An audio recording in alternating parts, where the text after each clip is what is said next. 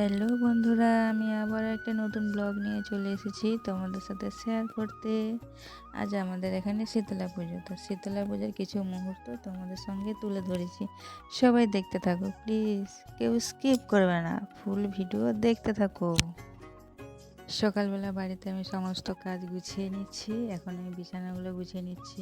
আর সবাই দেখো আমি বাড়িতে প্রত্যেক দিন সকালবেলা করে কি কি কাজ করি, সেই সব কাজ আজকে তোমাদের সাথে শেয়ার করলাম। এই যে গোবর জল করছি এই বাকুলে নাতা দেবো বলে, এই চারিদিকে গোটা আজকে পরিষ্কার করে নেব। এখন আমি গোটা বাকুল লেপতে শুরু করে দিয়েছি। বাড়িতে পূজা মানে বুঝতে পারছো তো, চারিদিকে পরিষ্কার করতে হবে। এই সমস্ত কাজ আমি করি। বিয়ের আগে আমি এসব কিছুই জানতাম না, এখন আমি সব কিছু জেনে গেছি। আর আমার ভিডিও আর আমার কাজ তোমাদের কেমন লাগছে অবশ্যই কমেন্ট করে তোমরা জানাবে। আর হ্যাঁ, এই ভিডিওগুলো ধরার মতন ক্যামেরাম্যান কেউ নেই, আমি একাই করছি। তো যদি ভালো লাগে কমেন্ট করবে।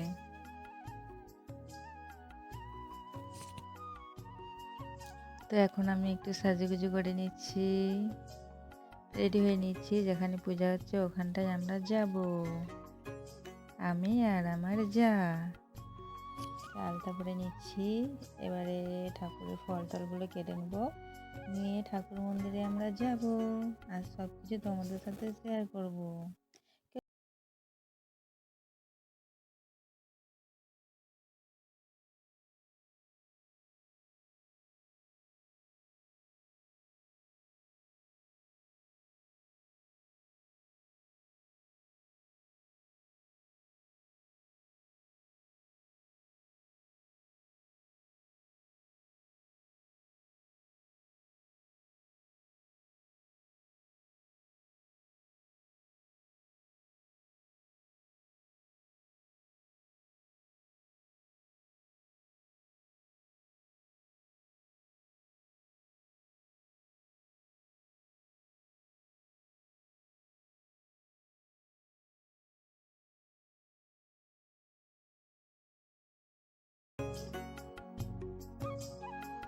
এটাই হলো আমাদের সেই কালী মন্দির, চৈত্র মাসে পূজা হয়, এখানে সব ঠাকুর আছে।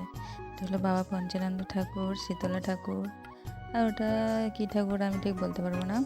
তোমরা যদি জেনে থাকো প্লিজ কমেন্ট করে অবশ্যই জানাবে। আর আমার ওদিকে আছে কালী ঠাকুর, আর এদিকে ধুনা পোড়ানো শুরু হয়ে গেছে। বন্ধুরা তোমরা সবাই বলবে তোমাদের ওখানে এমনভাবে পূজা হয়, কাদের কাদের ওখানে এমন হয় সবাই কমেন্ট করে অবশ্যই জানাবে।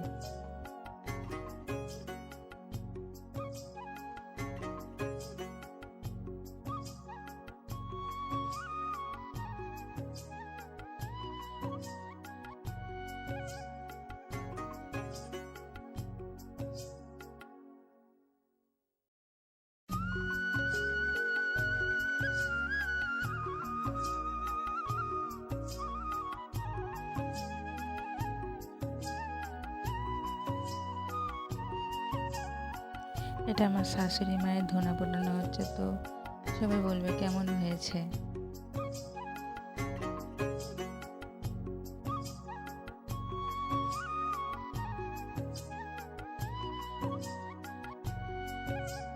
ধুনা পোড়ানোর পর নাকি নিয়ম সবার কোলে গিয়ে বসে প্রণাম করতে হয়। আমি আর আমার বেটুও চলে গেলাম। তো আজকের মতন এই ব্লগটি এখানটাই শেষ করছি, টাটা বন্ধুরা।